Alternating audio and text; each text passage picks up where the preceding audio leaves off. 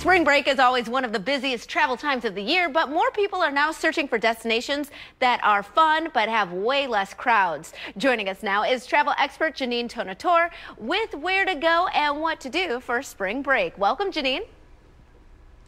Great to be here. Happy to have you here. So tell us, where are travelers headed this spring break?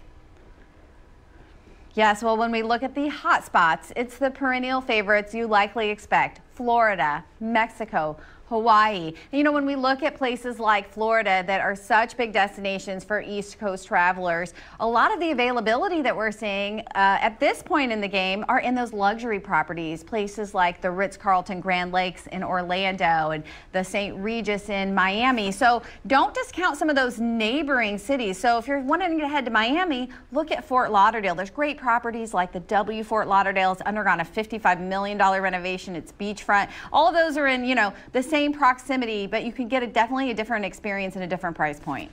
So you mentioned price points. What sorts of changes have taken place with travel costs, and how are they affecting spring break travel this year? Well, we haven't seen travel costs change much year over year. Airfare's down just over 2%. So I think travelers aren't going to feel much of a pinch when it comes to that.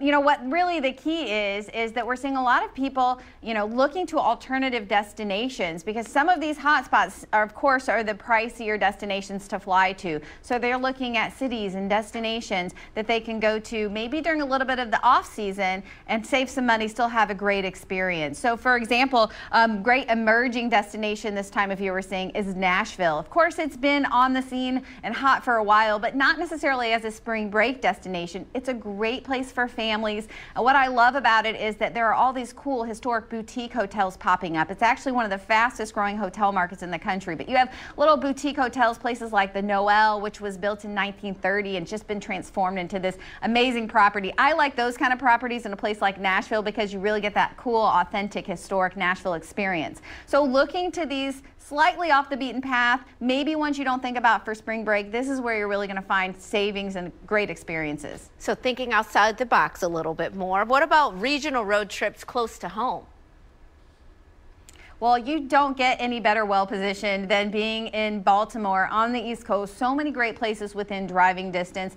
I love Boston this time of year. You're going to beat the summer crowds there. There's so many cool historic things to experience. There's really cool historic properties.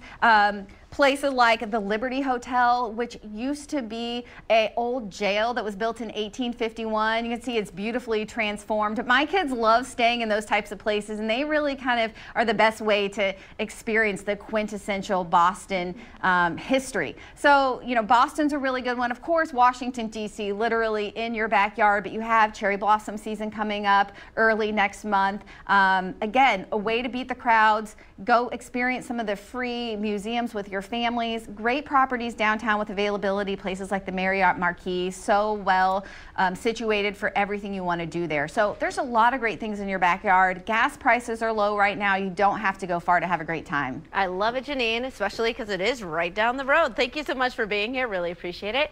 And we'll be right back with more Midday Maryland right after this. Stay tuned.